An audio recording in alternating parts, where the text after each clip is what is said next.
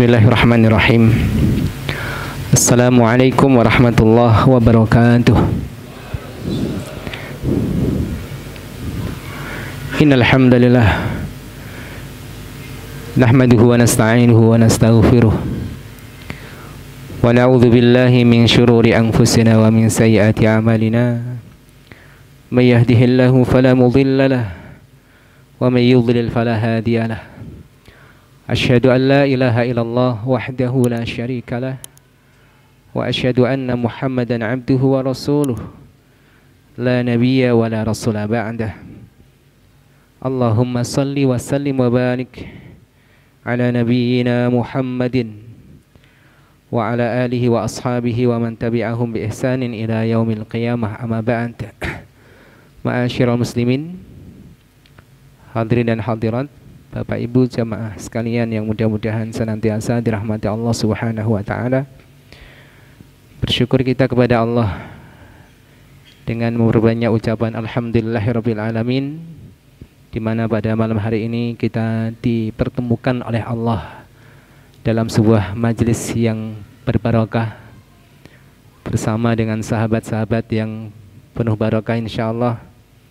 Hari ini ditemukan dengan para asatidzah, ditemukan dengan para santri, baik santri dari Ilman Nafi'an ataupun santri Mat Ali Al-Islam, dan juga para ikhwan peserta pelatihan imam dan khotib. Masya Allah, barakallahu fikum jami'an.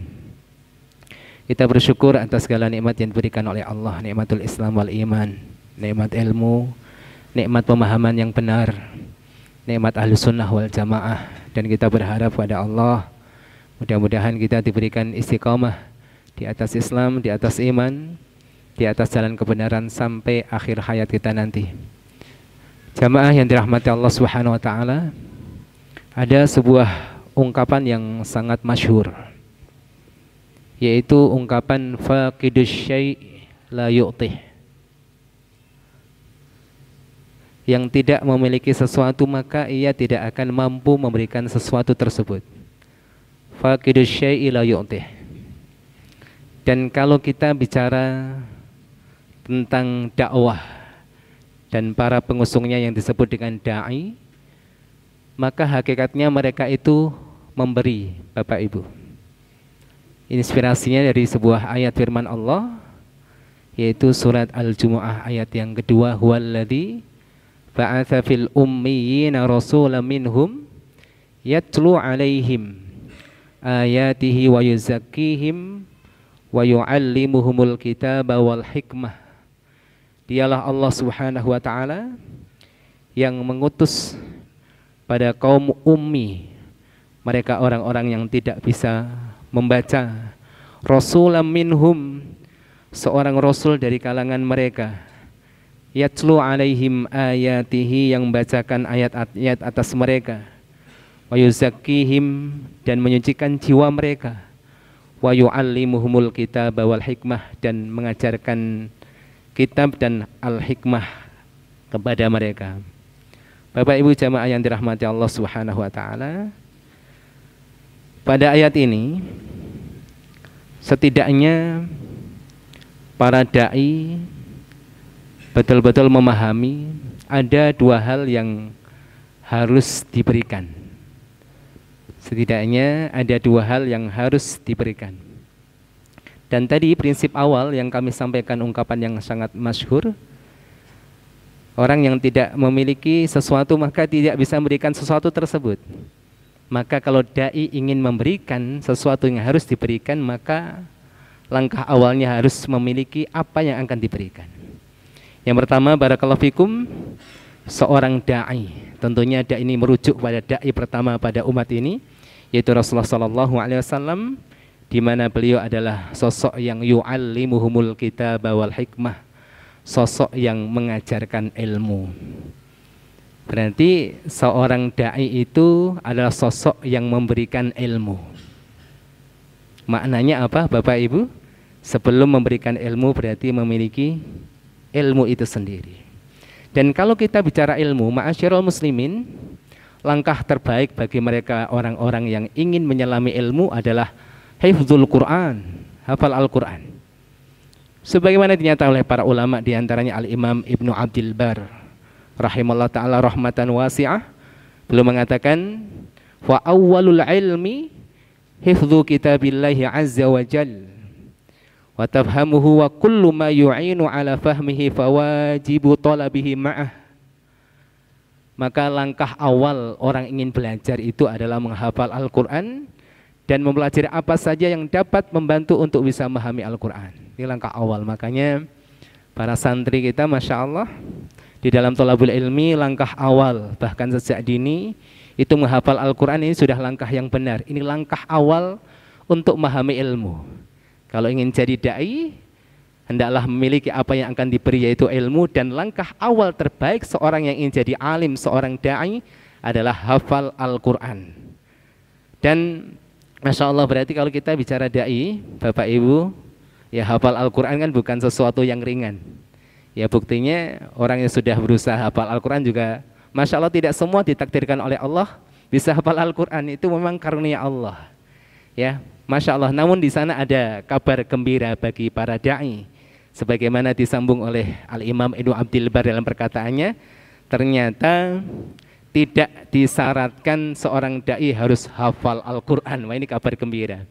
Tidak harus seorang da'i itu hafal Al-Quran. Namun, ya, inna dzalika syartun lazimun ala man ahabba ayyakuna aliman faqihan nasiban nafsahu lil ilmi walaysa min babil farad. Tetapi memang menghafal Al-Quran adalah syarat yang lazim, yang wajib bagi siapa yang ingin jadi seorang alim, bagi siapapun yang ingin menjadi seorang faqih yang fokus dalam medan ilmu. Tapi ini bukan sesuatu yang sifatnya wajib, khususnya bagi mereka orang-orang yang berdakwah di jalan Allah Subhanahu wa taala. Ini kabar gembiranya, kabar gembira atau tidak nih kira-kira? Masya Allah, barakallahu fikum Bapak Ibu yang dirahmati Allah Subhanahu wa taala. Jadi ilmu sesuatu yang harus dimiliki oleh masing-masing yang sudah komitmen menempuh jalan dakwah ini. Dia memberikan ilmu, maka ia harus memiliki apa yang akan ia berikan. Dan kita harus mengenal yang namanya jenis-jenis ilmu sehingga nanti kita tidak salah prioritas. Masyarul muslimin, ya adik-adikku sekalian, anak-anakku sekalian, di mana para ulama menjelaskan ilmu setidaknya ada 3 bagian. Ada ilmu yang sifatnya al-wasail, ilmu yang sifatnya adalah sarana. Al-wasail jamak dari wasilah, sarana Pak. Ilmu yang sifatnya sarana pengantar. Kalau kita ingin paham akan makna Al-Quran, paham tafsir Al-Quran, lebih jauh lagi kita mampu mentadaburi Al-Quran, ya, maka ada perangkat sarana yang mengantarkan akan hal itu. Ada namanya ilmu tafsir atau ilmu usuli tafsir. Kita paham makna ayat-ayat yang sifatnya umum, kemudian ayat yang mengkhususkannya. Ya, kita paham mana yang sifatnya mutlak, mana yang sifatnya muqayyad. Masya Allah. Ini adalah ilmu yang dibahas pada usul tafsir. Ketika kita ingin paham hadis, di sana ada ilmu pengantar, usulul hadis. Kita ingin menjadi seorang ahli fikih yang hebat, maka tidak mungkin seseorang menjadi seorang ahli fikih yang hebat kecuali paham usul fikih. Ada ilmu yang sifatnya pengantar. Dan di antara ilmu-ilmu yang banyak tersebut ada bagian yang tidak boleh dilupakan oleh orang yang betul-betul ingin melazimi ilmu, yaitu tentang bahasa Arab. Bahasa Arab mencakup setiap cabang ilmunya, ya nahwunya, ya sorofnya, Masya Allah. Tahu bagaimana membaca akhir setiap kata pada jumlah kalimat-kalimat bahasa Arab. Tahu asal usul kata, belum ilmu lughahnya. Ya, ilmu lughah, ilmu filosofi bahasa itu juga dibahas, Pak. Dibahas, Masya Allah, dalam bahasa Arab itu ada ilmu filosofi. Dalam bahasa Arab misalnya, ya kita mengetahui bahwa bahasa Arab, misalnya pisau bahasa Arabnya adalah sikin. Sikin, kenapa kok disebut sikin? Karena sikin ini punya filosofi. Kita pernah mendengar ya, sakinah itu artinya tenang, Pak. Sikin pisau biasanya untuk menyembelih. Sikin pisau disebut sikin li'annahu yusakkinud dzabihah. Karena sikin kalau digunakan untuk menyembelih binatang, maka binatang akan jadi sakinah, tenang, tidak berontak, Pak. Maka disebut sikin. Masya Allah, maka tempat tinggal santri disebut sakan. Karena biasa sakan tempat tinggal itu tenang. Makanya kalau tempat tinggal santri kok berantakan, rame, ribut, bukan sakan, diganti namanya sukan gitu kan, pasar. Ini ilmu filosofi dalam bahasa, Masya Allah. Ini ilmu penting, bagian wasilah yang sangat luar biasa di dalam ilmu al-wasail. Kemudian barakallahu fikum, yang kedua, kalau kita bahas bagian yang kedua tentang ilmu, ada ilmu yang disebut dengan al-maqasid, ilmu tujuan. Makanya bagi santri yang sudah ya mempelajari ilmu wasail 1-2 kitab, maka perbanyaklah ilmu maqasid di sini, ilmu tujuan. Ya, kita membahas tafsir, akidah, fikih, itu ilmu tujuan. Jangan berhenti pada ilmu wasail saja. Ya nahwu berhenti di nahwu saja, jangan. Kalau kita belajar gramatika bahasa Arab supaya kita bisa membaca referensi-referensi yang berbahasa Arab, yang bahas tentang akidah, yang bahas tentang tafsir, yang membahas tentang masalah hadis, ini Masya Allah. Jadi ilmu dalam maqasid ini Masya Allah luar biasa banyak, yang kemudian Al-Imam Ibnul Qayyim itu sedikit memberikan clue kepada kita, ikhwan sekalian, bahwasanya ilmu yang sekian banyak itu terangkum pada 3 bagian. Sebagaimana beliau sebutkan dalam kitabnya An-Nuniyah, beliau mengatakan wal ilmu aqsamuhu thalathun malaha min rabi'in wal haqqu dhu tibyani ilmun bi awsafil ilahi wa fi'lihi wa kadzalikal asma'u lirrahmani wal amru wan nahyu alladhi huwa dinuhu wa jazaohu yaumal ma'adi tsani. Beliau mengatakan ilmu itu pada dasarnya hanya terkumpul pada 3 bagian. Yang pertama, ilmu yang membahas tentang Allah. Makanya bagi para dai ini, calon dai yang akan mengabarkan kepada umat, mengajak umat ke jalan Allah, maka hal yang pertama kali, langkah pertama kali yang harus ditempuh dalam thalabul ilmi, memahami tentang Allah, memahami tentang wujud Allah, memahami tentang rububiyah Allah, tentang hakikat uluhiyah Allah, tentang hakikat asma dan sifat Allah, dan madrasah-madrasah yang ada. Oh, kok ada yang mengatakan bahwasanya Allah istiwa, maknanya ya istiwa. Ada yang mengatakan Allah istiwa itu tidak secara zat. Karena kalau kita menetapkan Allah istiwa secara zat, berarti kita menetapkan fisikal bagi Allah. Apa dalilnya? Apa kemudian dasarnya? Sehingga betul-betul nanti menjadi bekal yang sangat luar biasa. Apapun yang terkait dengan Allah itu menjadi penting Bapak Ibu. Makanya ayat-ayat Al-Quran, hadis-hadis Nabi yang membahas tentang Allah menempati posisi tertinggi. Ada satu kaidah, syaraful ilmi bi syarafil ma'lumi. Ilmu itu utamanya, itu dilihat, keutamanya dilihat dari apa yang dibahas oleh ilmu tersebut. Makanya ayat Al-Quran yang paling afdal adalah ayatul kursi. Ayat yang tidak membahas tentang politik, tentang ekonomi, tentang hal-hal yang lain, tapi dari awal sampai akhir fokusnya adalah memuliakan Allah, mengagungkan Allah Subhanahu wa taala. Bahkan tidak ada doa di situ Bapak Ibu. Adanya pujian. Yang kemudian mungkin ada pembahasan mana lebih utama antara zikir dan doa. Masya Allah. Ya, di situ ayatul kursi, ayat yang paling utama dalam Al-Quran, isinya tentang tauhid. Baru yang kedua, barakallahu fikum, ilmu yang kedua, bagiannya pada ilmu maqasid, ilmu tujuan yang harus kita dalami adalah al-ilmu alladhi yata'allaqu bil amri wan nahyi. Yang kedua adalah ilmu yang terkait dengan perintah dan larangan, halal dan haram, ya, perintah dan larangan dalam ibadah, ya, perintah dan larangan dalam ya permasalahan fikih. Masya Allah, ini juga madrasah besar. Khususnya dalam masalah fikih, madrasah besar sekali Bapak Ibu. Bagi teman-teman yang kemudian hari ini fokus yang memperdalam fikih Syafi'i, bagaimana fikih madhab Imam Syafi'i saja, Masya Allah, madrasah yang sangat besar sekali. Dimulai dari ya kitab Al-Ibadah, ya kitab Al-Ibadah, dilanjutkan lagi dengan apa namanya Al-Mu'amalah, lanjutkan lagi Al-Ahwal Asy-Syahsiyah, ya selanjutnya lagi dalam masalah al-qada wa syahadah wal jinayah. Masya Allah, madrasah yang besar sekali. Belum madhab-madhab yang lain. Yang intinya kita membaca Al-Quran dan Sunnah. PR kita Pak, apa yang diperintahkan Allah dan apa yang diperintahkan oleh Rasulullah. Cuma masalahnya dalam memahami ilmu itu kan nggak sesimpel yang disampaikan oleh sebagian orang. Ayo rujuk pada kitabullah dan Sunnah Rasulullah. Seakan-akan mengajarkan pada kita tekstual saja tanpa merujuk kepada para ulama. Karena tidak semua ayat dan hadis itu mampu dipahami secara langsung Pak. Ada PR lagi. Masya Allah. Barakallahu fikum Bapak Ibu yang dirahmati Allah. Jadi intinya ilmu bagian yang kedua, ya, yang menepati sepertiga bagian ilmu itu sendiri adalah bagaimana kita memahami al-amru wan nahyu.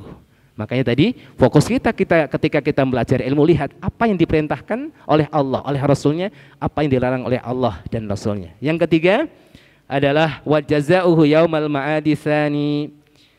Yang ketiga adalah al-ilmu alladzi yata'allaqu ma yakunu ba'dal maut.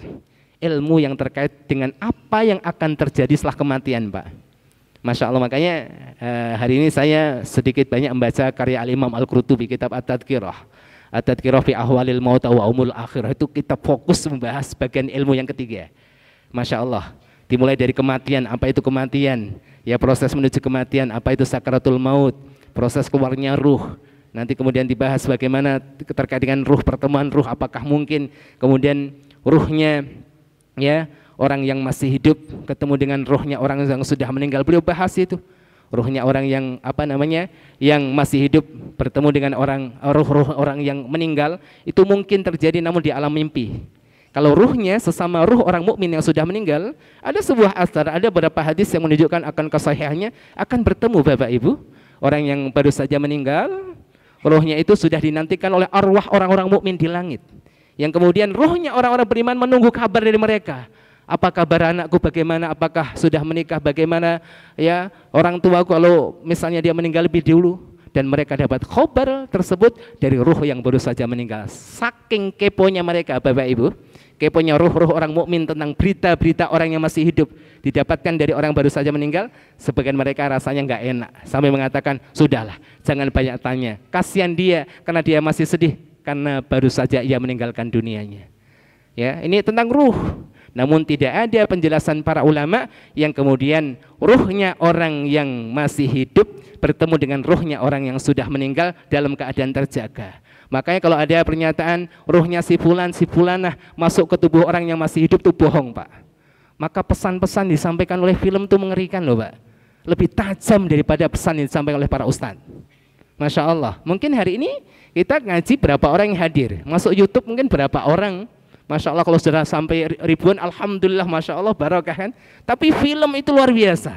Makanya perlu kajian khusus nih para anak muda yang ya, Masya Allah ini punya potensi. Gimana kalau buat film Islami tidak ada pelanggaran, andaikan ada pelanggaran mungkin dilihat masalah lebih besar. Masya Allah, pesan yang disampaikan oleh lewat film itu luar biasa. Ini juga menjadi proyek dai tentunya ke depannya seperti apa. Ya dikemas dengan baik, pesan yang disampaikan luar biasa. Karena tidak semua anak milenial kemudian mau datang ke masjid dengarkan kajian, ya betah lama-lama. Mau sholat, alhamdulillah, duduk di kajian, wah itu juga PR Bapak Ibu. Masya Allah, ala kulli hal ada pembahasan bagian daripada inti pembahasan ilmu di dalam syariat kita, ilmu yang terkait dengan keadaan manusia setelah meninggal. Maka jangan remehkan ini. Pahami, yakini betul apa yang akan terjadi sekematian, fase-fase yang akan kita lalui. Ya kematian, ada fitnatul kubur, ada nikmat kubur, ada siksa kubur, ada hari kebangkitan, ada hari ditimbangnya amal soleh kita, ada hari nanti satu saat Allah izinkan kita masuk surga Allah Subhanahu Wa Taala. Karena semua itu adalah motivasi kita Bapak Ibu.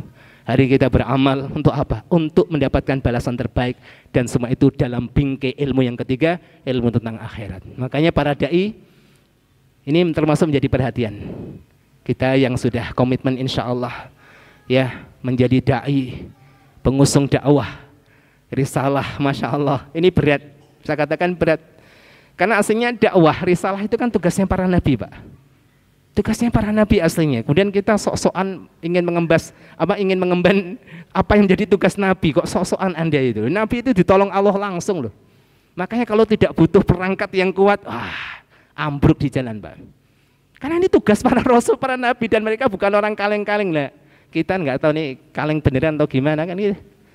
Masya Allah, tugas wadhifatul rusul. Masya Allah, barakallahu fikum. Mudah-mudahan majlis yang singkat ini kita akan ya bermuhasabah bareng-bareng.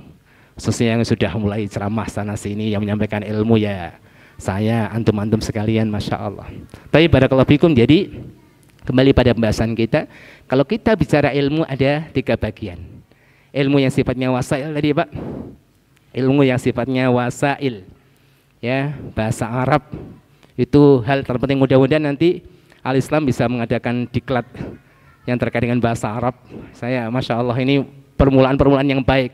Sudah ada pelatihan di awal. Kedua, mudah-mudahan nanti Masya Allah para da'i itu yang nggak masalah di waktu sibuk-sibuknya. Masya Allah di sini ada Ustadz Naba, nih yang belajar nahwu, masya Allah. Di Ilmu Nafian ada Ustadz Imam, alhamdulillah. Ya, dua pasangan ini, masya Allah. Mudah-mudahan nanti berikan kontribusi yang baik untuk ya kepentingan dakwah ilallah, insya Allah. Barakallahu fikum. Kemudian ada ilmu yang ketiga.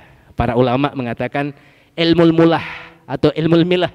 Kalau bahasa kita milah itu garam. Sebagian ulama memberikan ungkapan dengan ilmu mutammimat, ilmu yang sifatnya penyedap saja, Pak. Maka ini juga mengajarkan pada kita bagaimana prioritas amal. Prioritas maksudnya belajar ilmu, masya Allah. Ilmu mutammimat ya seperti wujuhul qiraat. Ya ini bagus, Pak. Bagus, tapi penyempurna saja. Sebagian ulama mengatakan tarikh, sejarah termasuk ilmu pelengkap. Namun dalam satu kondisi terkadang ilmu pelengkap ini menjadi penting, Pak. Ketika menyadarkan umat akan pentingnya membaca sejarah, memotivasi kita untuk menjadi generasi baik, mengikuti generasi yang terbaik, kan tarikh yang berbicara. Walaupun pada prinsip dasarnya tarikh sejarah itu ilmu yang sifatnya pelengkap. Ya makanya jangan sampai salah nih adik-adikku sekalian, apalagi yang masih SMP, ya ada ilmu perantara, wasail, sarana yang mengantarkan pada ilmu tujuan. Kalau sudah pinter nahwu, lanjut lagi. Jangan berhenti di nahwu. Maka ada cerita, ya mungkin anekdot atau apa, Pak ya. Ada beberapa orang yang lulusan, masya Allah, lulusan pesantren. Ada ahli fikih Syafi'i, suruh ceramah, masya Allah, bicara tentang fikih kurban, bagi masya Allah. Ada ahli akidah, bicara tentang akidah asma dan sifat. Ya ceramah, masya Allah. Ya suruh ceramah khutbah, temanya luar biasa. Ada yang ahli nahwu kan bingung nih ceramahnya, Pak. Gimana ceramah apa nih? Kan bingung. Tapi wajib ceramah. Ya, assalamualaikum warahmatullah. Ya, dia menyampaikan innal hamdalillah, inna harfu taukid ya kan gitu. Inna harfu taukid. Ya, kemudian Allah semuanya i'rab, masya Allah. Ala kulli hal ini hanya sebagai intermezzo saja adik-adikku sekalian. Artinya kita harus paham prioritas di dalam kita belajar. Barakallahu fikum. Bapak Ibu jamaah sekalian yang dirahmati Allah Subhanahu wa taala. Taib, kalau kita bicara tentang masalah ilmu sendiri, maka tidak hanya sebatas ini. Bahkan Syekh Muhammad Al-Utsaimin mengatakan kalau ilmu itu sebagai bekal dai yang terbaik, maka ilmu ini tidak hanya terkait dengan bekal apa yang disampaikan, tapi hendaklah ayyakuna aliman ya bil ulum asy'ar'iyyah, wa ayyakuna aliman bi kaifiyatid da'wati wa ayyakuna aliman bi halil mad'uwin. Ada dua tambahan lagi. Selain paham ilmu syariat, yang kedua dia alim dengan metodologi dakwah. Ya, cara dakwah. Nah, di sini barakallahu fikum, kalau kita bicara wasail wasilah Bapak Ibu, ada wasail yang tentunya sifatnya sudah dijelaskan. Ada wasilah-wasilah yang tidak dijelaskan, maka rujukannya adalah kepada Al-Quran dan As-Sunnah menurut penjelasan para ulama, menurut pemahaman para ulama. Yang penting tidak melanggar kaidah-kaidah ya syariat. Saya ulang Bapak Ibu, ada wasilah-wasilah yang memang sudah dijelaskan dari Al-Quran dan As-Sunnah. Kemudian ada wasilah yang tidak dijelaskan dalam Al-Quran dan As-Sunnah. Yang penting rujukannya, maksudnya rujukannya yang penting tidak melanggar kaidah-kaidah syariat. Oleh karena itu barakallahu fikum Bapak Ibu yang dirahmati Allah, ya. Ini nanti kembali kepada kita wasilah dakwah. Wasilah dakwah, maka misalnya ada yang senang olahraga. Ya senang olahraga ya mungkin menjadikan olahraga itu sebagai salah satu sarana dakwah untuk merekrut orang-orang yang senang olahraga. Kalau kita bicara dakwah itu enggak harus duduk di meja mufti, enggak. Dakwah itu mengajak. Ya, orang yang senang motoran kan gitu ya. Orang yang senang motoran, ayo bagaimana motoran selain hobi nanti ada nilai dakwahnya. Saya senang lihat ya kelompok-kelompok motor, bukan geng motor ya. Ya kelompok motor yang kemudian ada amal sosialnya, ada dakwahnya, masya Allah. Entah itu namanya apa. Yang hari ini mungkin dijadikan candaan oleh sebagian orang. Ada klub motor sunnah gitu misalnya. Ya ala kulli hal mudah-mudahan sesuai dengan ini kan gitu kan. Ya yang kemudian yang mencandai mengatakan kalau kelompok motor saya bukan klub motor sunnah, tapi klub motor wajib kan gitu kan, buat candaan-candaan. Ala kulli hal ini kembali pada wasilah. Namun apa? Perhatikan, wasilah ini sifatnya luas. Kaidah sering kita baca dan pahami, al-wasailaha ahkamul maqasid, tujuan itu dihukumi seperti tujuan yang diinginkan. Tapi catatannya, segala yang sifatnya wasilah, ya, yang penting tidak melanggar Al-Quran dan As-Sunnah. Tidak semua harus tertera plek, oh Al-Quran gini, As-Sunnah ini. Wasail dalam dakwah itu luas, yang penting tidak ada pelanggaran, ya, terkait dengan kaidah-kaidah Quran dan kaidah-kaidah As-Sunnah An-Nabawiyah. Tapi ini perlu memang perhatian Bapak Ibu sekalian. Hari ini bagaimana orang eksplorasi dakwah dengan wasilah yang kadang-kadang kita geleng-geleng, Pak. Ayo dakwah, kumpulkan anak muda, ayo joget-jogetan gitu kan, atas nama apalah, salawatan atau apa. Ini perlu perhatian. Campur aduk laki-laki dan perempuan. Kalau ini sebagai wasilah dakwah, target Anda berapa tahun untuk mengubah ini? Kok bertahun-tahun kok menikmati di situ? Campur aduk laki-laki dan perempuan ini perlu perhatian khusus nih. Wasilah-wasilah seperti ini, ya. Jadi wasilah itu menempati ruang yang sangat luas, catatannya selama tidak melanggar kaidah, ya, Al-Quran dan As-Sunnah. Silahkan. Ini termasuk bagian pada ilmu tata cara dakwah, kaifiyat dakwah. Baru yang ketiga, selain alim terhadap ilmu syariat, kedua alim terhadap metodologi dakwah, yang ketiga adalah alim tentang kondisi orang-orang yang didakwahi. Wah, ini terkait dengan ilmu-ilmu yang lain ya Pak, ilmu psikologi dan lain sebagainya. Masya Allah, ya, memahami kalau dakwah di orang Jawa mungkin berbeda dengan dakwah di teman-teman ya Sumatera, kan beda ya. Jadi orang Jawa mungkin ya ada sifatnya yang berbeda ya dengan teman-teman di luar Jawa, Sumatera, Kalimantan. Kita kan tahu ya Pak, misalnya orang Jawa tuh kok nggak enakan gitu. Makanya kalau orang Jawa bertamu, antum ingin nawari makan tuh jangan sekali. Ini Ustadz Abi nggak tahu nih, ini Jawa atau Sumatera ini campuran, tapi dah lama di Jawa kayak Jawa deh kan gitu kan. Kalau beliau bertamu nawari makan jangan sekali Pak, itu dihitung. Monggo Ustadz dimakan, wah sekali, ini belum halal kan gitu kan. Ya sekali. Monggo tafadhol Ustadz, tafadhol dicicipi, wah 2 kali. Ya. Kalau nggak ditawar lagi nunggu, kenapa nggak tawar lagi kan gitu kan? Karena batasnya orang Jawa itu 3, kalau udah 3 kali halal Pak. Makanya kalau ada orang Jawa kayak lain lagi nih kan gitu, tawar sekali, 2 kali, 3 kali, nah itu dia. Kalau mungkin sebagian, tidak semuanya tentunya, sebagian orang Sumatera, saya ketemu dengan ibu-ibu dari Batak, ya saya jelaskan masalah ini, oh ya benar. Jadi kalau ditawari sampai berkali-kali orang nggak makan tersinggung, lo kok nggak makan, emang makanan saya haram apa? Nah kan lain nih. Makanya Masya Allah, kalau orang Jawa ketemuan ada tamu dari orang Batak atau apa, ya jangan kemudian cepet-cepet seudon, baru tawar sekali kok langsung makan. Itu dalam rangka menghormati Anda. Ya, sebagaimana kisah ini sedikit kisah saja. Ya, budaya sebagian para salaf sedikit saja. Perhatikan. Jangan mudah suudon kan gitu. Ceritanya apa? Imam Syafi'i dan Imam Ahmad. Suatu saat Imam Syafi'i ini bertamu di rumah Imam Ahmad. Imam Ahmad muridnya Imam Syafi'i. Imam Ahmad punya anak yang ngefans banget ke Imam Syafi'i. Wah, ini Imam Syafi'i pokoknya Masya Allah. Itu Imam Ahmad sudah banyak cerita, ini saya punya guru hebat pokoknya, ibadahnya mantap, zuhudnya luar biasa, zuhud, orangnya zuhud sekali. Suatu saat menginap di rumah Imam Ahmad, ternyata diperhatikan oleh anaknya Imam Ahmad itu. Masya Allah, Imam Syafi'i itu makannya banyak banget Pak, makannya semua dihabisin. Masya Allah, ini imam cap apa nih, makannya banyak banget kan gitu. Ya, makan semua dihabisin. Kemudian apa? Ketika malam hari tidur, ditunggu-tunggu, wah ini imam hebat, ini ibadah hebat. Berapa jam kira-kira ini imamnya tahajud? Enggak tahajud Pak. Ini imam cap apa lagi ini kan? Kemudian subuh sholat, enggak wudhu. Ini macam apa lagi nih? Wah, ini kayak wali sholat enggak pakai wudhu kan gitu ya. Sekarang kan yang penting orang tuh agak aneh wali kan gitu, itu enggak tahu kaidah dari mana. Yang penting celeneh wali kan gitu, enggak tahu kaidah dari mana itu. Ya, tapi barakallahu fikum. Kemudian disampaikan pada ayahnya, wahai ayah, ini katanya guru kamu hebat, tapi seperti ini. Ayo kita tanya langsung kepada imam.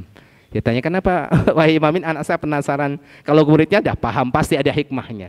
Yang penting husnudon. Makanya satu pesan sebelum saya lanjutkan, ilmu antum para santri barokah ketika antum itu menjaga hati antum tidak suudon pada ustadz antum.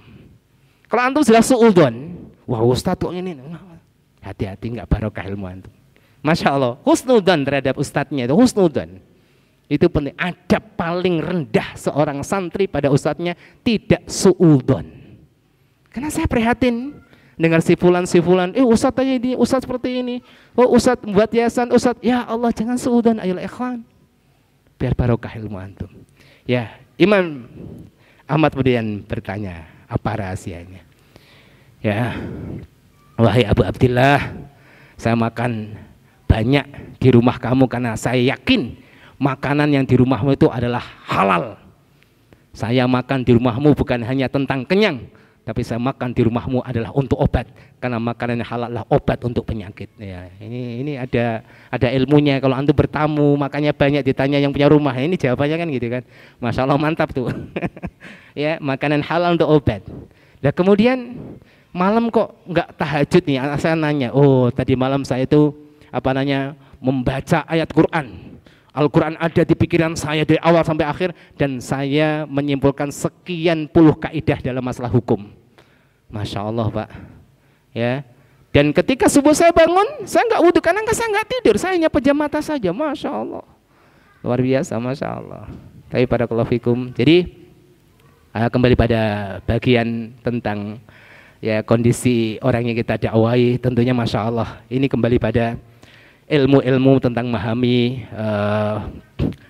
keadaan orang, tentang adat budaya orang lain, budaya pakaian, budaya makan, bahkan budaya mungkin nongkrong ya Pak. Nongkrong itu nggak selamanya haram kan. Para sahabat sebagian mereka suka nongkrong, sampai diingatkan Rasulullah, jangan suka nongkrong. Tapi susah ya Rasulullah, ini kebiasaan kami. Oke, kalau nongkrong penuhi hak-hak jalanan gitu. Berarti para sahabat juga suka nongkrong. Maka yang suka nongkrong itu juga bisa menjadikan nongkrong itu salah satu saran dakwah. Sampai seperti itu, Masya Allah.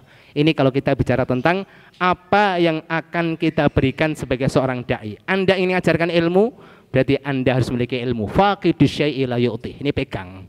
Makanya kalau kemudian orang dakwah kok nggak punya ilmunya, itu susah. Tetapi catatan di sini harus dibedakan antara da'i dan mufti. Nah, di sini, kalau da'i itu mengajak, artinya dia akan bertanggung jawab dengan apa yang ia sampaikan. Makanya kalau dia paham tentang ilmu sholat, maka yang menyampaikan tentang ilmu sholat, jangan menyampaikan ilmu zakat, kan gitu. Nggak harus nunggu kemudian saya ngajak Anda baik, saya harus jadi alim besar, jadi mufti, enggak. Di sini ada Ustadz Salman, alhamdulillah beliau dapat sanad, ngajarkan Quran, nggak ada yang protes, Anda belum ahli fikih kok ngajar kepada kami. Enggak, beliau bertanggung jawab dengan ilmu yang akan disampaikan. Di sini beda dengan mufti. Ya, kalau mufti di sini harus punya perangkat yang mampu menyimpulkan hukum, ya paham hukum kemudian disampaikan kepada masyarakat sebagai fatwa. Maka di sini Bapak Ibu ada bedanya seperti itu. Jadi kalau disampaikan seorang dai itu harus memberikan apa yang ia miliki. Sebelum memberikan dia harus punya yang ia miliki tadi, ilmu dengan cabang-cabangnya, namun tetap dibedakan antara dai dan mufti.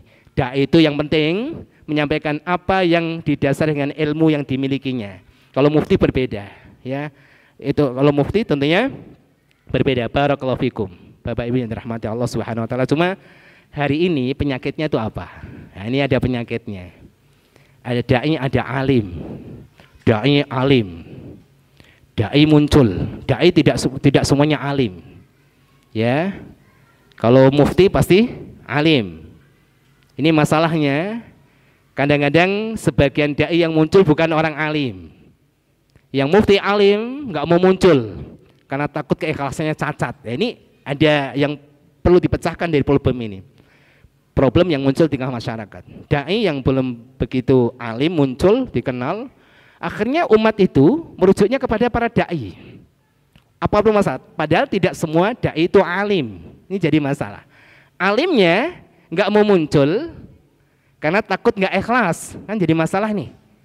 Makanya harus dipahami Bapak Ibu, berbeda antara mufti, antara alim, antara faqih dengan dai-nya. Idealnya seorang dai adalah seorang yang alim. Maka tantangan antum semuanya. Kalau Anda menjadi dai ideal adalah dai yang alim. Karena hari ini Bapak Ibu kadang-kadang orang yang sedikit pandai orasi saja dijadikan rujukan, Masya Allah. Bahkan ada mungkin mu'alaf, ya, mu'alaf yang baru masuk Islam, bukan sosok yang Masya Allah. Kalau Ustadz Felix, Masya Allah luar biasa belajarnya dan sebagainya. Ada, saya nggak perlu sebutkan. Itu biasanya kalau seorang mu'alaf itu testimoni, mengajak orang kemudian bisa bersyahadat seperti dia, mengkaji kitabnya kan gitu Pak. Tapi di sini bicara hukum, baca Al-Quran bicara hukum, Allahul Sa'an. Ini musibah. Makanya Rasulullah mengatakan dalam hadisnya, ternyata hadis, ya, bukan perkataan Ibnu Mas'ud, hadis yang disahihkan oleh Syalbani itu sendiri. Rasulullah SAW menyampaikan dalam hadisnya, innakul yaum fi zamanin katsirun ulama'uhu qalilun khutba'uhu. Kalian hari ini hidup di mana banyak ulamanya dan sedikit penceramahnya. Tapi datang masanya nanti apa? Banyak penceramahnya, sedikit alimnya. Mudah-mudahan kita dijadikan oleh Allah seorang dai, seorang penceramah yang alim. Tapi tadi kabar gembiranya apa, Pak? Yang ikut pelatihan para santri, jadi dai itu nggak harus nunggu jadi alim besar. Ya, ngajar ini sesuai dengan ilmu yang Anda miliki. Ini dipelajari dalam kitab Ushul Dakwah. Ya, Syekh Abdul Karim Zaidan, para santri insyaallah belajar bagaimana metodologi prinsip dalam dakwah. Memang di sana ada dua bagian, Rijaluddin, para alim yang luar biasa, mereka muhimmahnya tugasnya besar memang. Ya, berfatwa, menjelaskan hukum-hukum secara rinci. Tapi dai secara umum yang penting jangan berdakwah kecuali berdasarkan ilmu yang ada pada Anda dan tidak harus nunggu menjadi alim besar. Baik, barakallahu fikum Bapak Ibu yang dirahmati Allah. Ini bagian pertama. Apa yang kita berikan? Ilmu, jelas. Wa yu'allimuhumul kitaba wal hikmah. Kita enggak membahas tafsir Alkitab As-Sunnah, ya, Alkitab Al-Hikmah, apa makna hikmah itu panjang. Itu kajian tafsir. Baik, barakallahu fikum. Kemudian yang kedua, perangkat yang kedua yang harus kita miliki otomatis yang akan kita berikan yaitu wa yuzakkihim. Ya, kita agak balik-balik enggak apa-apa. Ya. Bagaimana seorang dai yang menyuruh kepada Allah, menyeru kepada Allah, menyuruh mereka manusia, hamba-hamba Allah untuk menyucikan jiwa mereka, tazkiyah, ngajak orang untuk menyucikan diri. Berarti apa? Tadi kan mengajarkan ilmu, berarti punya ilmu. Ngajak orang untuk menyucikan jiwanya, bukan toharoh dohiroh ya, Ustaz Faris ya. Kalau toharoh dohiroh mungkin yang ahli fikih nih, masya Allah. Raful hadasi, ya, wa izalatun najasi, au fi maknahuma, au fi suratihima, gitu ya, masya Allah. Toharoh dohiroh ya bersih-bersih, wudu, mandi besar. Tapi toharoh batinah itu tazkiyatun nufus, mungkin menurut istilah sebagian orang ya tasawuf, bagaimana fokus terhadap hati. Dai muhimmahnya juga seperti ini, memberikan orang pencerahan supaya bersih jiwanya. Maka sebelum Anda bersihkan jiwa orang lain, tazkiyatun nafas pada diri sendiri itu adalah bagian yang paling penting. Kita tidak bahas semuanya, tapi berapa ayat. Pertama, hal yang paling penting di dalam dakwah, tazkiyatun nufus allati tata'allaqu bil ikhlas, tentang keikhlasan di dalam berdakwah. Surat Yusuf ayat 108. Qul hadhihi sabili ad'u ilallah. Katakanlah wahai Muhammad kepada mereka, inilah jalanku. Nabi Muhammad disuruh oleh Allah untuk mengatakan kepada umat, inilah jalanku. Apa jalan Nabi Muhammad dan jalan umatnya? Ad'u ilallah, mengajak manusia kepada Allah. Banyak para ulama menafsirkan maksudnya adalah dai itu harus ikhlas. Ikhlas di dalam dakwah. Ya, kalau kita bicara ikhlas, bagian yang sangat sulit ya Pak. Kalau dakwah itu kan yang ada di pikiran kita identik dengan penampilan, tampil, bicara.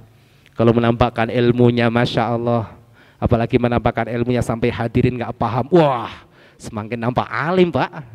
Makanya nampak alim tuh soalnya ya bisa dikatakan agak gampang. Yang penting saya menyampaikan ilmu tinggi-tinggi, nggak mudeng ya alim saya pokoknya, kan gitu. Ya ini masya Allah, pujian umat, lisan umat, si fulan, masya Allah, si fulan, itu racun hati, betul itu. Akhirnya kalau orang terbiasa dipuji, kemudian dikritik, wah, seakan-akan saya nggak cocok dikritik dong, ini makom saya. Makanya banyak sebagian alim itu memilih jalan khumul.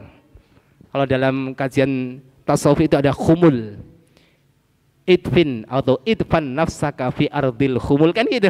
Benamkan dirimu pada ketidaktenaran. Semakin Anda tidak tenar, semakin Anda itu berharga. Fama nabata mimma lam yutfan lam yatimma la tatimu nataijuhu. Benamkan diri Anda pada ketidaktenaran, ya benamkan betul-betul Anda itu seperti biji, maka tumbuhan tidak akan tumbuh dengan sebaik mungkin kecuali biji itu ditanam dalam-dalam. Ada yang milih apa, Pak? Jalan khumul. Ya nggak terkenal nggak apa-apalah. Padahal alim, masya Allah, nulis buku macam-macam, pakai namanya aja disamarkan orang nggak kenal, tapi bukunya di mana-mana. Sampai Imam Syafi'i mengatakan, aku ingin orang-orang itu belajar ilmu dariku, namun ilmu pengetahuan faidah itu tidak dinisbatkan padaku, nggak apa-apa. Lah kadang-kadang apa? Kadang kita ngomong sesuatu kan, ya share sesuatu apa bagus, kemudian dinukil orang, kemudian tidak disebut nama kita, wah tersinggung kita kan, gimana nih kan gitu, ada kalamun ra'i kan gitu. Itu keikhlasan kita kadang terusik. Tetapi kalau kita ngaji tazkiyatun nafs, lihat ustadz yang masyhur, ya jangan suudon, tuh kan terkenal pasti nggak ikhlas, ya itu penyakit juga. Makanya terkenal itu ada dua, Anda jadikan tujuan atau wasail. Kalau Anda jadikan tujuan musibah, kalau Anda jadikan itu sebagai wasilah, masya Allah. Apalagi ini santri-santri yang good looking, ini ustadz-ustadz muda, masya Allah.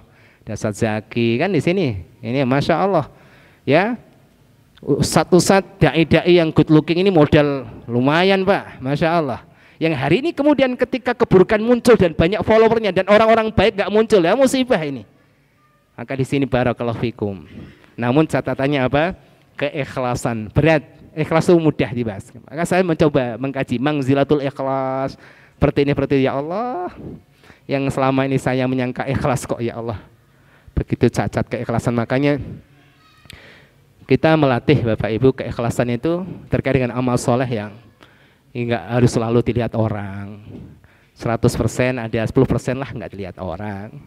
Enggak harus selalu didengar oleh orang, enggak harus selalu dihargai oleh orang. Bahkan kalau kemudian datang mencela kita ya Allah, itu mungkin orang diutus oleh Allah untuk mengingatkan keikhlasan kita. Gitu aja Pak. Kalau kita kan cepat menyimpulkan, ngambek-kan.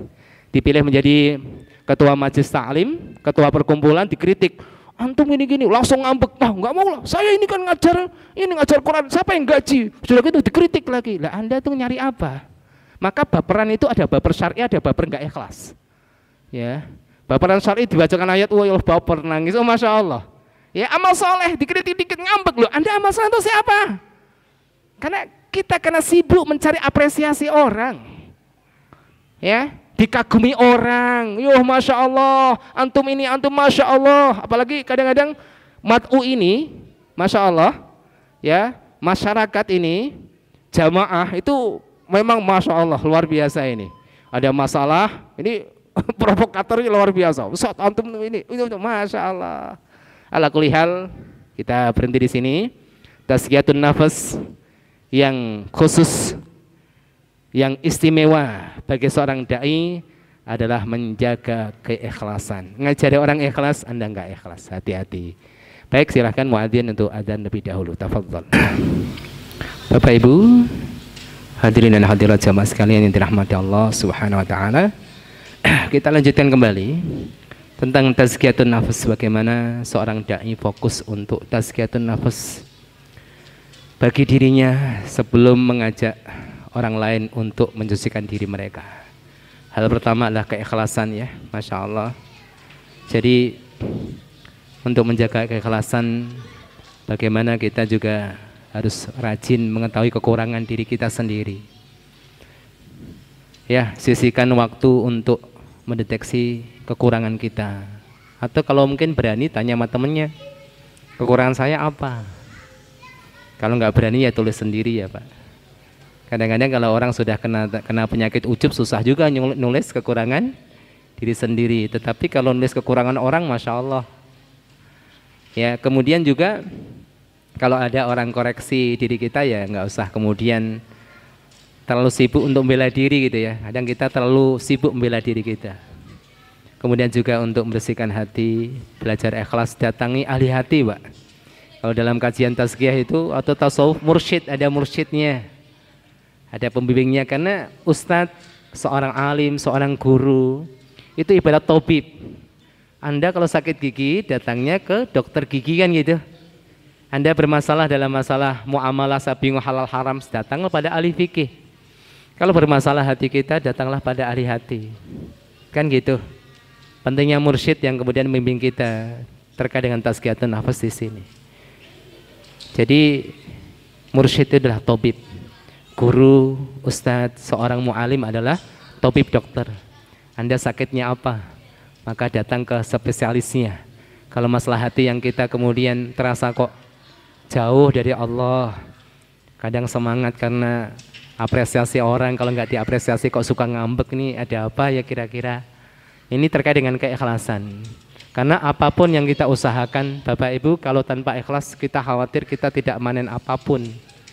Apalagi kalau kita bicara dakwah mengajar itu, ya Allah ya Rabb, potensi tidak ikhlas itu besar. Potensi tidak ikhlas itu besar. Makanya yang masuk neraka ternyata bukan hanya mereka orang yang tidak punya ilmu, orang yang punya ilmu menjadi orang yang tasa'aru bihi, ay awwalu man tasa'aru bihin nar. Yang pertama kali tersentuh oleh api neraka, keikhlasan tazkiyatun nafas. Sehingga menjadi dai itu ya enggak harus ya baperan, ya biasa aja kan itu. Makanya kalau kita nggak terkenal dakwah sekian lama, jamaahnya sedikit, alhamdulillah itu ada hikmahnya. Kalau jamaahnya banyak, takut nggak ikhlas, itu aja. Ya saya ngisi ibu-ibu yang datang 2, lanjut ya ibu, lanjut, ayo 2 orang ya lanjut, nggak apa-apa. Karena keberkahan nggak mesti banyak. Kalau banyak itu malah ada potensi, aduh. Kalau ustadz-ustadz yang masyhur, kita doakan wasilah terbaik, itulah yang dipilih oleh Allah untuk kebaikan umat. Masalah hati masing-masing nggak usah suudzon. Ya, tapi kalau kita ngajar muridnya 1, 2, bismillah. Di sini, barakallahu fikum. Ya, pertama tazkiyatun nafas, surat Yusuf ayat 108. Mari kita belajar ikhlas memulai diri kita. Sebelum kita yuzakkihim, maka tazkiyatun nafas. Ya, kita tazkiyatun nafas diri kita. Yang kedua, sabar. Nah, ini sabar nih ya, teorinya gampang. Inspirasinya dari surat Luqman ayat 17.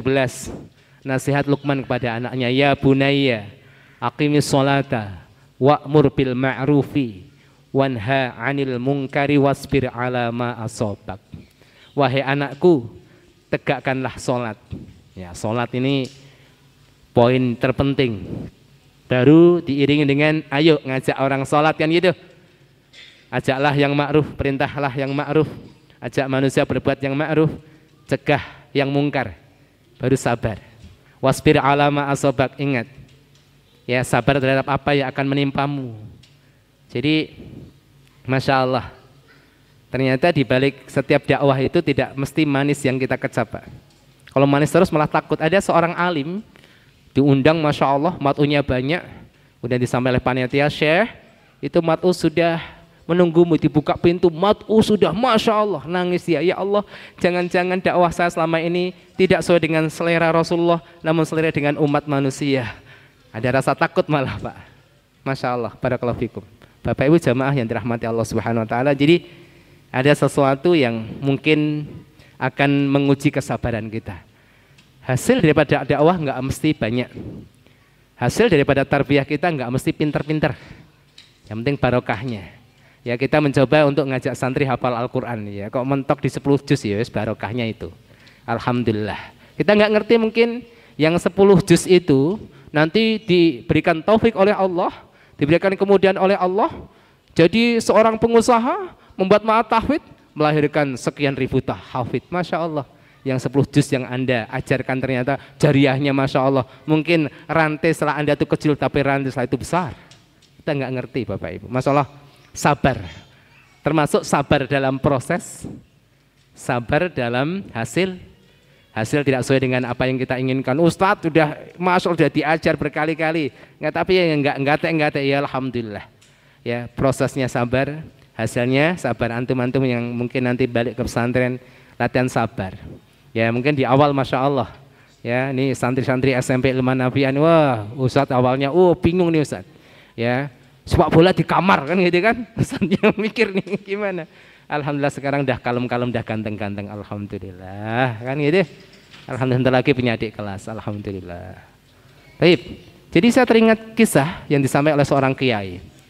Dia bernostalgia waktu di pesantren. Dulu di pesantren itu ada namanya anak-anak yang badungnya luar biasa. Wah, pesantren makanya kalau ada yang badung katanya ini sunnah di pesantren, ada yang alim, ada yang badung. Tapi jangan ikuti yang badung itu. Ya. Luar biasa nih bandel. Sampai lurahnya pesantren, bagian pesantren itu tuh geram banget. Awas. Ini laporkan ke kiai, baru kapok kamu. Akhirnya ketika ada acara dekat ke kiai nih, lurahnya pesantren, bagian kesantrian, ya. Pak Yai, mohon maaf nih, ini ada 15 santri yang betul-betul badung berkili bener ini kan gitu kan. Oh gitu. Ya sudah. Mana nama-namanya? Catat namanya. Wah, semangat ini nyatet. Huruf gede semua itu catat itu. Ya, fulan. Kasih ini Pak Yai. Wah, bagian kesantrian seneng. Rasain loh. Urusan ente sama kiai ini bukan sama aneh lagi. Tunggu aja keputusan kiai. Ditunggu 1 pekan. Ya. Ternyata nggak ada tindakan dari Pak Yainya. Ditunggu 2 pekan nggak ada tindakan ini. Sampai sebulan akhirnya bagian kesantriannya ini memberanikan diri tanya sama Pak Yai. Pak Yai, itu urusan kemarin gimana Pak Yai? Ya, yang apa? Yang kemarin Pak Yai minta daftar nama-nama orang Badung itu. Gimana tindak lanjutnya? Oh iya, saya minta nama-nama itu untuk saya doakan di sepertiga malam terakhir. Masya Allah, didoakanlah kiainya ya Allah. 15 orang yang tercatat Badung itu ternyata salah satunya adalah kiai yang cerita itu tadi. Salah satu dari 15 orang yang Badung jadi kiai itu. Doanya makanya bentuk untuk tarbiyah sabarnya para murabi, banyakin doa-doa untuk anak yang kita didik. Mungkin kita jarang sentuhan dalam misalnya ada ustadz yang jadwalnya sedikit tapi nama santri-santrinya senantiasa terlukis di setiap doanya, Masya Allah. Ya, coba kita muhasabah para ustadz, para murabi. Sudahkah kita mendoakan santri kita? Seberapa banyak mendoakan santri kita? Sebagaimana mereka anak-anak kita? Ya, makanya anak-anak ini ta'zim kepada para ustadz untuk mengharapkan barokah dari Allah. Kita juga demikian mendoakan, makanya banyak kitab yang kemudian para alim mengajarkan kita sebuah adab yang bagus. Sebelum dimulai menyampaikan maklumat, dimulai dengan i'lam rahimakallah. Nah, ketahuilah wahai anakku yang mudah-mudahan Allah merahmatimu. Amin. Doa ustadz mustajab. Makanya kan ustadz yang tampil di depan sering mendoakan antum rahimakumullah, hafidzakumullah. Amin wa iyyakum ya ustadz. Ya, Masya Allah di sini kesabaran. Dai juga demikian. Ini bagi dai, bagi para murabi. Tazkiyatun nafas dalam masalah sabar. Kemudian yang ketiga ridho. Ridho di sini adalah bagaimana kita tuh rela. Ridho dalam setiap keadaan kita. Dakwah itu menyampaikan bagian daripada amal soleh. Nggak harus mesti kita jadi si fulan dan si fulan. Maksimalkan diri Anda sekarang. Bahkan Al-Imam Ibnu Athaillah dalam kitab Al-Hikam itu memberikan perhatian pada kita. La tatlub minhu ayyukhrijaka min halatin liyasta'milaka fima siwaha. Kalau aradaka lasta'malaka min ghairi ikhraj. Nggak harus kemudian kita minta kepada Allah jadi orang lain agar bisa beramal. Enak ya kalau jadi pembisnis, wah dakwahnya lancar ini. Belum tentu ketika Anda sekarang dakwah ngajar Iqra, ngajar Umi, ngajar apa. Masya Allah ketika Anda jadi orang kaya pembisnis, Anda misalnya bisa saja nggak sempat dakwah. Enak ya jadi ustadz dakwahnya enak. Anda jadi ustadz nanti beda lagi. Dulu mungkin sebagian orang ustadz, tolong carikan istri ustadz yang hafizah supaya saya bisa murojaah menjaga hafalan saja, menjaga hafalan saya. Ingat itu bukan tujuan, itu sarana. Jangan letakkan pada posisi tujuan. Kalau salah, malah Allah uji di situ. Ya, ketika Anda nikah, yang tujuan awalnya ingin murojaah dan mengagungkan asbab, sehingga Anda lupa akan Allah yang menyebabkan, yang menghadirkan sebab tersebut. Malah nikah itu menjadi awal bencana Anda lupa hafalannya. Di sini kita perhatikan, masyaallah muslimin, ridho. Jadi apapun profesi Anda, maka banyak para alim kemudian memberikan nasihat kepada anak-anaknya, murid-muridnya. Nak, pulanglah kerjalah seperti pekerjaan orang-orang di kampungmu. Ya, sampai seperti itu, masya Allah. Barakallahu fikum. Dan ala kulli hal, ya jamaah sekalian, kalau kita bicara masalah tazkiyatun nafas, banyak. Ya, artinya masya Allah. hal-hal yang perlu kita miliki berupa penyucian jiwa yang begitu indah kalau dijabarkan, tahliyah, dan ada yang sifatnya takhliyah yang harus kita jauhkan pada diri kita. Sifat kiber, sombong, ya karena ilmu itu juga penyebab kesombongan kalau kita tidak mampu mengelola hati kita. Dakwah juga demikian, banyaknya pengikut itu juga masya Allah, maka dakwah itu wasilah untuk mendapatkan ridho Allah. Kalau nggak ditakdirkan kemudian pandai berdakwah, ya sudah, itulah kehendak Allah Subhanahu wa taala. Mungkin dakwah kita nggak harus tampil di depan, ya, yang penting mendapatkan ridho dan barokah dari Allah Subhanahu wa taala. Kita bunuh hal-hal yang bisa matikan hati kita. Sifat sombong makanya diterapkan di sebagian pesantren salafiyah. Ada nyantri, Pak. Nyantri yang lain sudah ikut kajian gitu. Kiai saya ikut majelis. Enggak. Jangan ikut majelis. Apa berarti kalau saya nyantri sini mau apa Pak Yai? Ya udah, tugas kamu kalau kamu nyantri sama saya, kamu tiap pagi nata sandal di depan. Pokoknya sandal di pesantren harus rapi. Itu sampai 1 tahun. Mikir kalau orang nggak sabar, wah ini apa? Ternyata ada tujuan, masya Allah. Kiai ini ingin membunuh kesombongan di hati anak itu karena dia anak seorang bupati. Karena belajar itu akan masuk dalam hati kita ketika Anda merendahkan diri pada ilmu. Kalau kita sudah tarafuk gini, nggak akan barokah ilmu. Ini masya Allah, membunuh sifat-sifat yang buruk, kesombongan, kemudian ujub, hasad. Wah, ini juga bahaya sekali dalam dunia ilmu, dalam dunia dakwah. Kemudian nampak hasad itu ketika menghakimi niat orang lain. Itu orang nyari ketenaran, itu cinta dunia. Cinta itu urusan hati, ayo ikhwan. Orang yang punya mobil mewah, rumah yang nyaman, belum tentu dia itu cinta dunia. Tapi ada sebagian orang tidak punya apa-apa, dunia penuh di otaknya. Ya, kalau kemudian orang menghakimi niat orang lain, itu hubbud dunia. Hubbun tu mas'alatun tata'alaq bil qalbi. Enggak ikhlas, itu masalah niat. Masya Allah, hati-hati, ayo ikhwan. Ya, jangan sampai kemudian kita seperti lilin yang bakar diri kita sendiri, menerangi orang lain, mentarbiah orang lain, tapi kita membakar diri kita sendiri. Memang masih banyak hal yang harus kita, masya Allah, kita renungkan agar betul-betul apa yang akan kita berikan betul-betul kita memilikinya. Tazkiyatun nafs, sucikan jiwa kita agar kita mampu mengajak manusia suci jiwanya. Lahir generasi robbani, bukan hanya alim, tapi punya sifat yang tawadhu, ikhlas, husnudzon, sabar, syukur, ridho, masya Allah. Jadi urusannya bukan masalah apa ya, halal dan haram lagi, tapi masalah hati. Makanya mungkin merasa sampaikan pada santri-santri, kita diberikan oleh Allah 2 perangkat penting. Akal pertama, akal apa nih santri? Mana abror? Enak abror mewujud. Jaga, masya Allah. Haikal mana? Ini dipanggil nggak ada semua ini. Oh di belakang. Taib. Allah berikan akal. Apa fungsi akal? Akal itu identik dengan ilmu pengetahuan.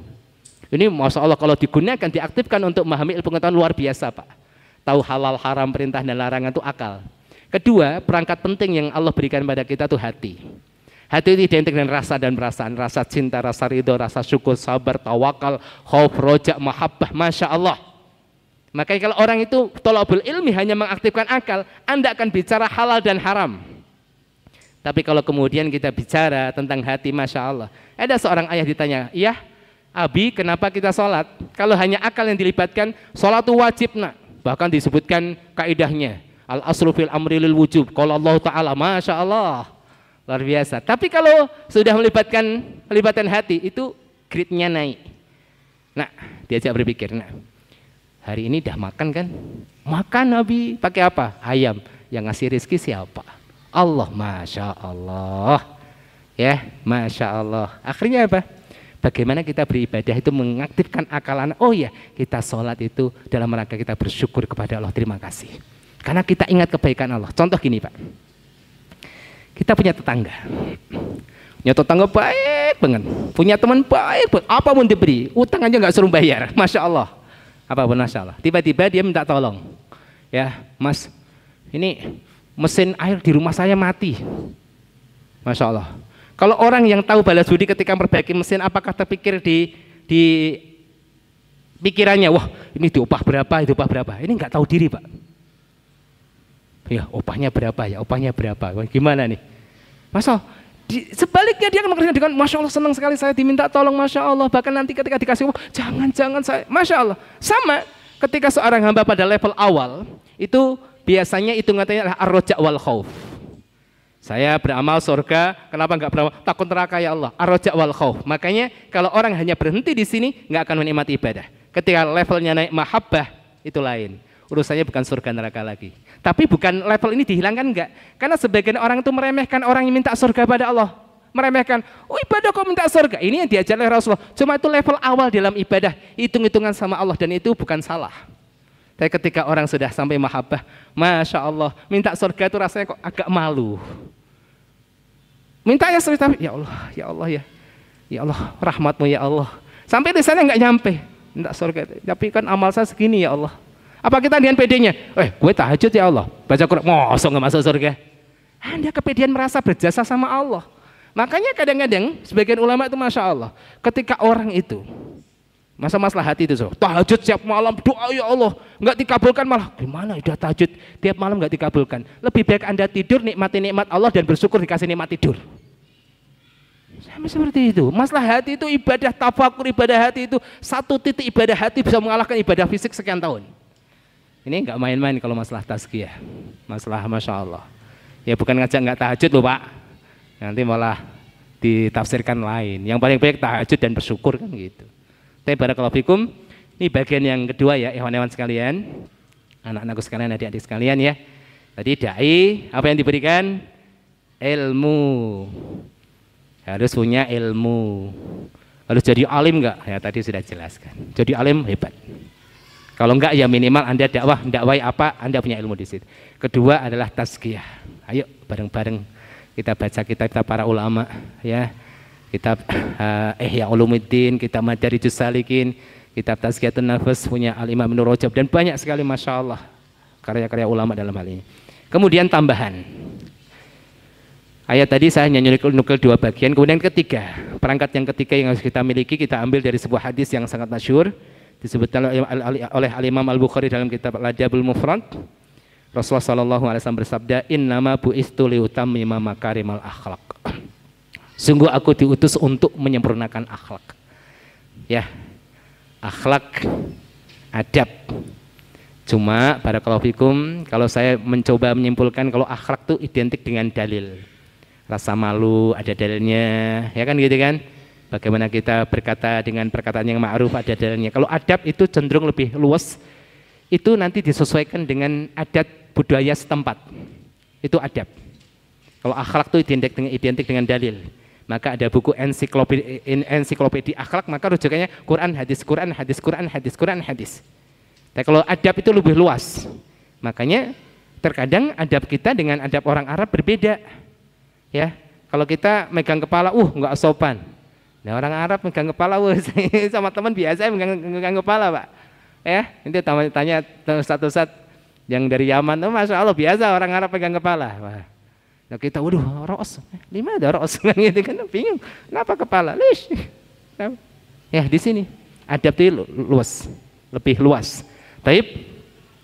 Ya kalau kita bicara adab, akhlak, wah panjang lebar. Saya menukilkan apa yang disampaikan oleh Al-Imam Ibnu Rajab Al-Hambali. Beliau mengatakan bahwa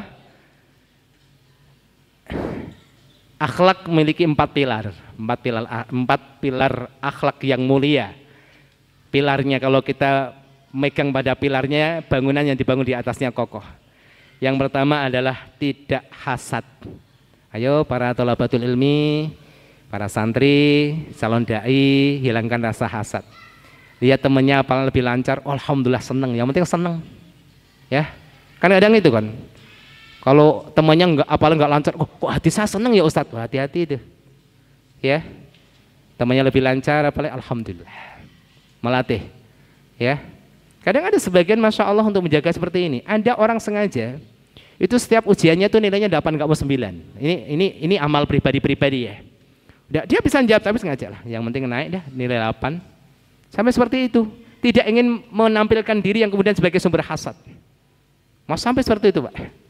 Ada orang yang seperti itu, nggak apa-apa, nggak harus mumtaz. Tapi nanti kalau yang nggak mumtaz dengan sebagai alasan, nggak mumtaz sih, sengaja Ustaz. Ya, biar kelihatan tawadhu gitu loh. Enggak gitu juga prinsipnya, ya. Hasad itu mengharapkan hilangnya nikmat dari orang lain. Nikmat itu kan bisa nikmat diniyah, bisa nikmat duniawiyah ya. Temennya hafal Al-Quran di wisuda, saya nggak di wisuda, kok ikut seneng ya Ustaz, saya nggak di wisuda padahal, kok ikut seneng? Wah, iman itu, Masya Allah, tidak hasad. Ya, kemudian yang kedua, perkataan yang baik. Pokoknya kalau jadi dai omongannya itu bagus, itu dah. Pokoknya dah, Masya Allah ini.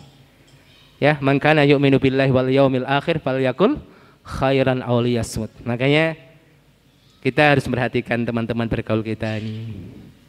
Ada 3 lah setidaknya tingkatan. Ada orang tuh omongannya itu Masya Allah menunjukkan kualitas ruhiyahnya, Pak. Kalau ngomong ya isinya nasihat, isinya baik-baik, ya. Kalau memberikan suatu nasihat isinya solusi semuanya, berkomentar isinya solusi. Kemudian Masya Allah ada motivasi yang menggugah. Ini pegang, kalau Anda punya teman seperti ini pegang. Ada orang yang biasa saja, ya nggak dosa, nggak pahala, yang ngomongnya biasa aja. Ada musim sepak bola, ya pak bola terus tuh, ya gitu kan. Ada orang yang orang rendahan, Pak. Sekali ngomong kotor, ya. Ketika terucap dari lisannya omongan pasti kotor. Apa yang diambil dari orang seperti ini? Makanya para santri berlatih dengan hal ini, omongan yang baik. Wa qulu qawlan ma'rufa. Ini pilar akhlak yang kedua. Yang ketiga adalah jangan suka marah. Ya, yang penting nggak marah, nggak suka marah. Marah itu bukan berarti tanda keburukan. Makanya kalau ada seorang istri bilang, Ustadz suami saya itu baik banget. Kenapa? Nggak pernah marah Ustadz. Ya, saya dibonceng sama cowok aja nggak marah, malah dikasih ongkos Ustadz. Nah, salah berarti, salah tafsir. Makanya awsaqu ural imani al-hubbu fillah wal bughdu fillah. Ikatan iman yang paling kuat, kalau iman itu simpul-simpul ikatan, ada ikatan yang paling kuat yaitu cinta karena Allah, benci karena Allah, marah karena Allah. Nah itu rasa, itu hati itu, ya. Tapi jangan suka marah. Ya, ada menahan marah, hukumnya wajib menahan marah. Ya. Jadi ada marah itu ada hukumnya mubah. Ada marah hukumnya wajib, ada marah hukumnya haram kan gitu. Tergantung. Baik. Kemudian yang keempat, meninggalkan hal-hal yang tidak bermanfaat. Kemudian kalau boleh saya tambah, ini akhlak yang harus kita pegang, khususnya bagi para dai, Bapak Ibu yang dirahmati Allah. Yang perlu kita perhatikan hari ini dewasa ini, bagaimana kita berakhlak di dalam berbeda pendapat. Penting sekali berakhlak dalam berbeda pendapat. Ya, masalah-masalah ya kajian dalam Islam, bukan dalam masalah fikih saja ya. Dalam masalah akidah juga ada perbedaan. Perbedaan yang ada dibagi menjadi 3 secara umum. Pertama adalah khilafut tanawwu'. Perbedaan yang sifatnya variatif. Ya. Enggak berbeda, cuma ya bervariasi saja, Pak. Ya, bacaan doa istiftah, bacaan doa tasyahud ya, at-tahiyatu lillah wa sholawatu wa thayyibat. Ada at-tahiyatul mubarakatuh sholawatu thayyibatu lillah, ada mubarakatnya. Ya, sepertinya para ulama Syafi'iyah memilih ini karena ada tambahan barokahnya di sini, doa tasyahud. Tapi boleh saja milih. Maka aslinya tidak ada perbedaan. Al-amru wasi'ah. Ya, al-amru wasi'. Yang kedua, khilafut tadad al-mu'tabar. Perbedaan kontra tapi mu'tabar, Pak. Diakui oleh para ulama. Perbedaannya sebab-sebabnya banyak. Ya, contoh yang ringan saja, misalnya bacaan basmalah oleh imam dibaca jahar atau tidak. Termasuk kunut subuh. Maknanya apa? Yang benar satu, yang lain salah. Cuma nggak ada bocoran yang benar, yang mana. Para ulama menguatkan ini, yang itu menguatkan yang ini. Tapi masalahnya ya di sini bagi alimnya yang beristihad dalam hal ini, kalau salah dapat 1 pahala, yang kemudian yang benar dapat 2 pahala. Kita umatnya yang kemudian kok milih yang salah, qadarullah, diampuni oleh Allah, di luar kemampuan kita. Ya, seperti itu. Ini khilaf at-tadad al-mu'tabar. Kemudian yang ketiga, khilafu at-tadad ghairil mu'tabar. Perbedaan kontradiktif yang tidak diakui. Yang kedua, kontradiktif tapi diakui. Yang ketiga ini tidak diakui karena menyalahi kaidah syariat, mengatakan jilbab enggak wajib. Kan gitu, khomer halal, yang jelas ini Pak. Ya. Makanya ini harus kita perhatikan akhlak di dalam berbeda pendapat. Apalagi kalau kita bicara fikih, Masya Allah luas. Yang belajar fikih Syafi'i misalnya, oh ada pendapat yang lain, yang kadang-kadang kita terpaksa milih pendapat yang lain. Bahkan para ulama menjelaskan kita boleh memilih pendapat selain madhab kita, bahkan tanpa hajat pun. Tanpa hajat pun, Mbak. Kalau hajat kan misalnya gini kan. Kalau hajat misalnya dalam madhab al-Imam Asy-Syafi'i. Kalau kita bicara tentang jual beli, rukunnya ada 3 kan. Al-aqidan, ada yang akad ini, ada pembeli, ada penjual, ada al-ma'qud alaih yang dijual dengan nilainya juga. Yang ketiga as-sighah. As-sighah itu ada al-ijab wal qabul kan gitu ya. Ya kemudian yang dijual itu ada syarat-syaratnya. Rukun yang kedua itu ada syarat-syaratnya. Yang di antara syaratnya ayyakuna tahiron, harus bersih, nggak boleh najis. Barang najis nggak boleh dijual beli. Kemudian bagaimana hukum jual beli pupuk kandang? Karena madhab Asy-Syafi'i, Imam Asy-Syafi'i, setiap kotoran hewan, kencing binatang, baik yang halal dimakan, yang haram dimakan, itu najis. Ya dalilnya cukup kuat. Ada dalil nas, ada dalil akli. Ya kencing kita, kotoran kita najis nggak Pak? Najis kan? Kalau ada binatang yang kemudian kencing dan kotoran nggak najis, kok seakan-akan binatang lebih mulia daripada kita. Sedangkan ayatnya walaqad karramna bani Adam. Lalu bagaimana jual beli pupuk kandang kan gitu kan? Wah gimana nih kan gitu. Kalau kita ikut madhab Syafi'i kayaknya, wah. Tapi ada solusi juga. Ya misalnya orang yang pengen menjual bukan dengan lafaz menjual, bukan niat menjual kan gitu kan. Walaupun dalam madhab Syafi'i itu bukan niat tapi lafal yang dilihat. Tapi barakallahu fikum. Atau terpaksa mengambil pendapat yang lain untuk satu hajat. Ya, ini satu misal. Ataupun kita tidak mengambil madhab Syafi'i dalam masalah wanita haid, tidak boleh membaca Al-Quran, tidak boleh menyentuh mushaf. Madhab Malik boleh membaca Al-Quran tapi tidak menyentuh mushaf karena saya lagi ikut program hafal Al-Quran seorang wanita kan gitu. Ataupun pendapat-pendapat yang lain, walaupun catatannya 2. Di dalam kita mengikuti madhab qaul dalam madhab yang lain. Pertama tidak boleh yang namanya tatabbu'ur rukhas. Tidak boleh kemudian nyari yang enak semuanya. Ya, dalam masalah sholat yang enak ini, dalam masalah zakat yang enak ini. Oh, semuanya dicari yang enak-enak itu enggak boleh. Namanya tatabbu'ur rukhas. Yang kedua ada mutalfiq. Yang kedua itu enggak boleh menggabung dalam satu masalah. Walaupun talfiq tidak semuanya haram. Tapi enggak boleh menggabung asal-asalan, Pak. Misalnya gini. Dalam madhab Imam Abu Hanifah, yang namanya wali dalam pernikahan tidak disyaratkan, tetapi disyaratkan ada saksi. Berarti kalau menurut madhab Imam Abu Hanifah, nikah tanpa wali perempuan itu yang penting ada saksi sah. Kalau madhab Imam Malik itu nikah disyaratkan harus ada wali, namun nggak mesti ada saksi. Nah ini kan akhirnya datang insan akhir zaman, nikah tanpa wali, tanpa saksi. Wah ini musibah. Ya tanpa wali ngambil madhabnya Imam Abu Hanifah, tanpa saksi ngambil pendapat Imam Malik. Padahal kedua-duanya kalau ditimbang menurut dua madhab nggak sah. Loh Anda kok nikah nggak pakai wali kan nggak sah menurut Imam Malik. Anda nggak pakai saksi nggak sah menurut Imam Abu Hanifah. Anda borong malah jadi sah. Paham, ini talfik namanya. Ini Masya Allah. Jadi madrasah fikih itu luar biasa. Makanya kalau orang kemudian melihat identifikasi satu masalah, oh masalah ini masalah fikih yang muktabar. Sedang kita contoh, menggerakkan jari atau apapun lah, sujud mau dulu kakinya, dengkulnya atau tangannya. Pembahasannya itu kita gunakan istilah ini yang rojih, ini pendapat yang kuat menurut madhab ini. Kalau ya kita gunakan lafal rojih, Bapak Ibu. Sebagian orang apa? Sunnahnya dalam sholat itu menggerakkan jari. Sunnahnya tidak kunut, berarti lawan daripada itu lawan daripada sunnah. Bid'ah kan? Terpikir sebagian orang. Oh sunnahnya menggerakkan ini, kalau nggak, oh bid'ah Anda. Maka terkadang su'ut tarbiyah oleh sebagian orang malah, sehingga umatnya cepat menghakimi orang lain dalam hal ini. Maka termasuk akhlak, bagaimana kita bisa menyikapi perbedaan, ya, menyikapi perbedaan. Masya Allah, karena Masya Allah, masalah fikih itu luar biasa luasnya. Baik, kemudian akhlak dalam menyampaikan, Bapak Ibu, akhlak dalam menyampaikan. Kalau kita ambil inspirasi sebuah firman Allah, ya Bani Israel, ayatnya gimana itu? Ayat bawahnya aminu bima anzaltu musaddiqal lima ma'akum ya. 40 tempat 1 Al-Baqarah.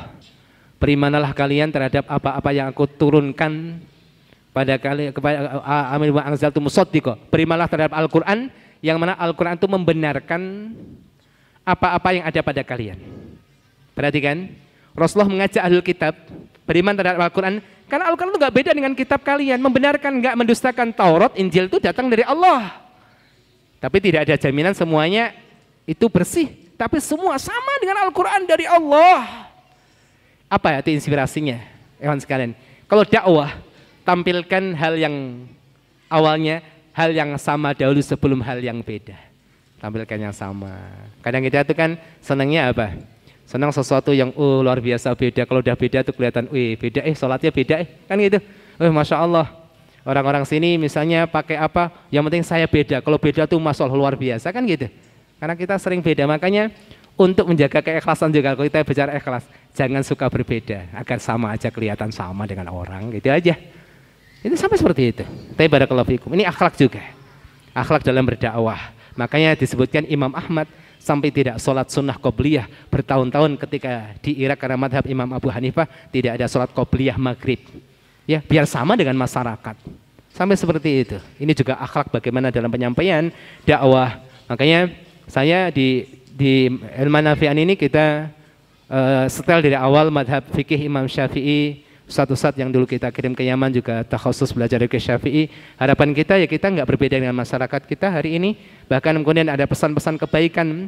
Ya dibalik semua itu kita mengajarkan fikih, kemudian ada pesan-pesan kebaikan, perbaiki masyarakat yang kemudian masih dalam penyimpangan, khurafat, takhayul dan sebagainya, kita masuk dalam hal ini. Pesan saya, anak-anak sekalian, ya, antum pegang Al-Quran dan fikih Syafi'i. Siapa yang membantah dakwah ini di masyarakat kita? Pegang Al-Quran, hafalkan Quran, ya, kemudian fikih Syafi'i. Antum nanti pulang ke rumah, dirikan rumah Quran, ayo dakwah, ngajar fikih Syafi'i, ngajar Quran, barokah insya Allah. Ini pesan saya ya. Tapi barakallahu fikum. Kemudian akhlak dalam pengingkaran, ini juga menjadi perhatian kita, mengingkari orang yang berbeda dengan kita. Masya Allah, kadang-kadang mengingkari kemungkaran itu salah, bukan pengingkaran tetapi cara pengingkarannya itu. Masya Allah, Rasulullah SAW berikan contoh yang luar biasa.